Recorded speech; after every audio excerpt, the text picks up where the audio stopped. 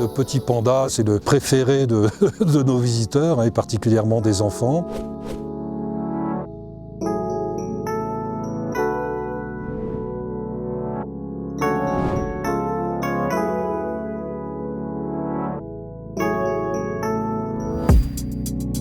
Alors, ceux-là sont arrivés il y a un petit peu plus de 3 ans. On a appris à faire du training médical avec eux, ce qui nous permet de les approcher et on peut les manipuler, voir s'ils n'ont pas de blessures, s'ils n'ont pas pris de poids ou des parasites, des choses comme ça.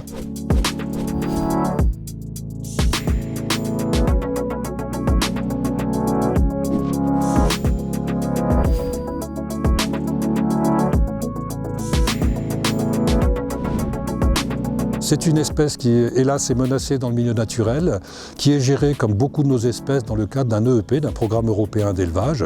Et donc nous avons un responsable de l'EEP qui nous marie nos animaux pour gérer une population au niveau international et limiter donc les effets de la consanguinité qu'il ne manquerait pas d'y avoir si on ne procédait pas à cette rigueur de gestion. Il y a des échanges très réguliers entre parcs zoologiques, alors dans certains cas de façon libre et de façon dirigée, organisée pour les espèces qui sont plus menacées et qui relèvent de programmes de gestion.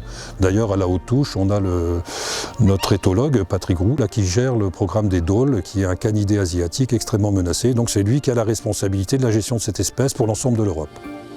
C'est une vocation de préserver les espèces ex situ, c'est-à-dire en captivité, pour potentiellement avoir une réserve pour abonder le milieu naturel, le cas échéant, si c'était important.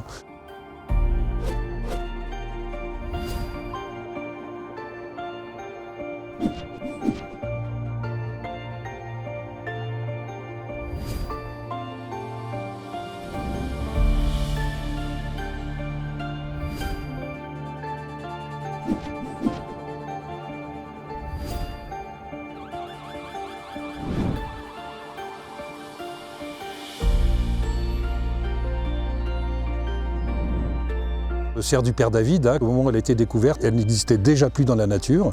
Et aujourd'hui, d'ailleurs, grâce à l'effort des parcs zoologiques, les populations sont remontées. Et aujourd'hui, l'espèce est en train de retrouver un milieu naturel en Chine, d'où elle est originaire.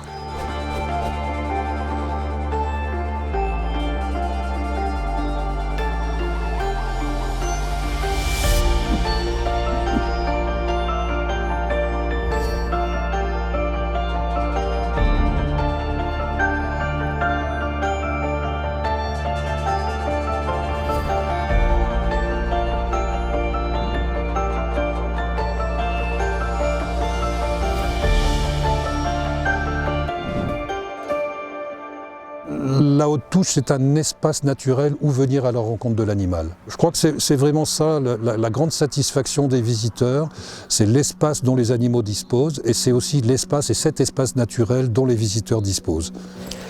Donc là, je vais voir un bébé Oryx beza qui est né la semaine dernière. Donc il est tout jeune. Alors, il se cache derrière cet arbre. En fait, cette espèce, comme pas mal d'espèces d'antilopes, quand les jeunes naissent, pendant quelques semaines, ils restent cachés. Comme ils ont très peu d'odeur, les prédateurs ne les trouvent pas. Et la mère vient l'allaiter régulièrement dans la journée.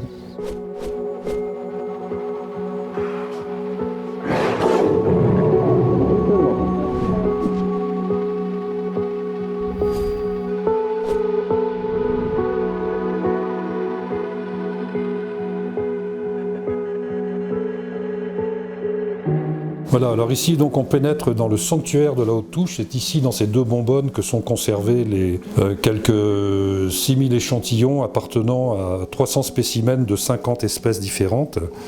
Et donc ici donc on a de la semence, des embryons, du cortex ovarien qui sont utilisés donc pour nos travaux de recherche et également la conservation sur du long terme de spécimens qui peuvent ultérieurement être utilisés pour la reproduction. L'objectif ici, c'est d'amplifier la capacité reproductrice d'espèces à très faible effectif. Donc le fait d'avoir recours à des mères porteuses permet potentiellement donc d'avoir multiples reproductions, là où une mère seule ferait qu'un jeune par an. Et autre intérêt également, c'est la préservation de génétique sur du très long terme. Le fait d'avoir des recours à l'azote liquide permet en fait de préserver de la semence, du cortex ovarien, des embryons éventuellement, sur plusieurs dizaines d'années. Je crois qu'à l'heure actuelle, on a à minima une centaine d'années de recul où on sait qu'on peut préserver potentiellement donc cette génétique.